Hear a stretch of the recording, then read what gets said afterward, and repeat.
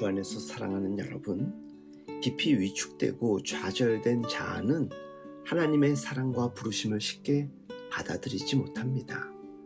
출애굽기에 소개된 모세를 부르시는 소명의 스토리를 보면 하나님이 보여준 꿈, 그 출애굽의 청사진은 너무도 엄청난 것이어서 모세가 아주 소극적인 반응을 보입니다. 무엇보다 앞서 모세의 마음을 가로막고 있던 염려는 거절에 대한 두려움이었습니다. 사람들로부터 거절당할 것에 대한 두려움입니다. 이 두려움이 얼마나 한 사람의 생애를 옴짝달싹 못하도록 오그라들게 만드는 위력인지 아십니까? 이런 두려움을 경험하신 적이 여러분들은 있습니까? 이러한 두려움은 어디에서부터 왔을까요?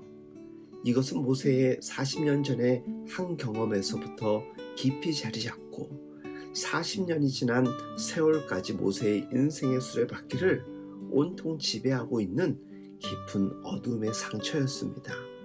한 인생에 있어서 이처럼 한 번의 거절의 상처가 한 생의 전체를 침묵시킬 수도 있습니다.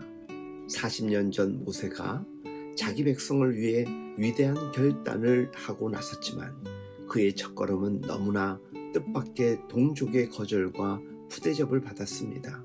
누가 너를 우리의 재판장으로 세웠느냐?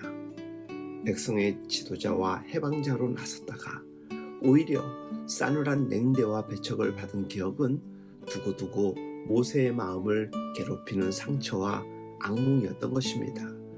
그 모멸감과 상처를 마음속에서 지울 수가 없었던 것입니다.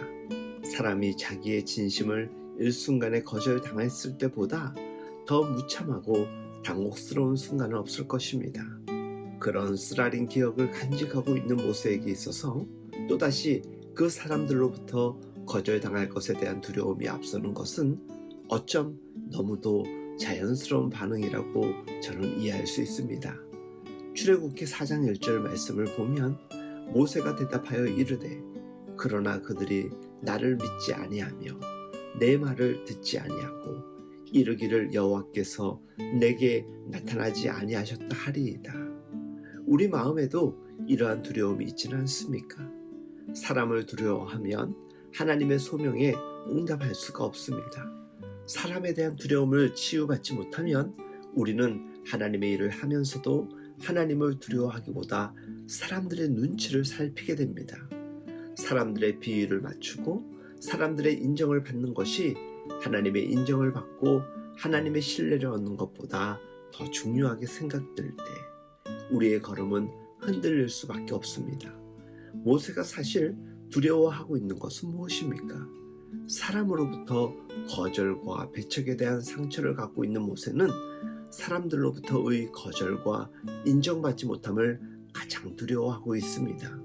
하나님은 먼저 나를 이 초라한 안전의 동굴로부터 끌어내십니다. 더 이상 상처받기도 싫고 큰일도 싫고 화려하지 않지만 40년 세월에 이미 익숙해진 안락의 둥지와 동굴에서 그렇게 살아가고 싶어하는 모세의 모습은 이 두려움을 갖고 있는 오늘 우리 모두의 자아상과 같습니다. 하나님은 여기서 우리를 치료하시기를 원하십니다.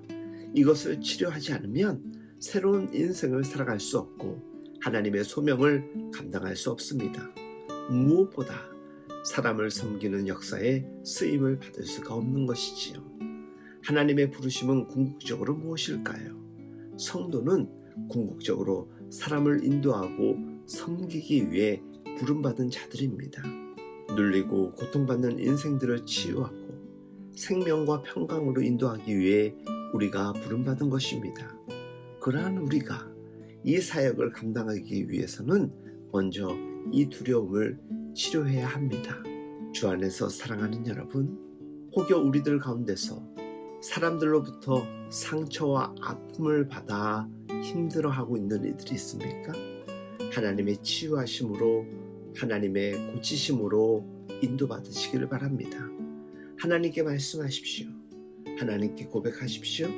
하나님께 기도하십시오. 하나님을 의지하십시오. 하나님이 치유하실 것입니다. 그렇게 될 때에만 우리는 이 세상의 담대함으로 나아가 사람들과 함께 하나님의 일을 감당할 수 있게 될 것입니다. 오늘 하루도 하나님의 치유하심과 함께 하심으로 담대함으로 세상으로 나아가 하나님의 부르심에 순종하며 살아가는 우리 모두가 될 수 있길 예수님의 이름으로 축복하며 응원합니다.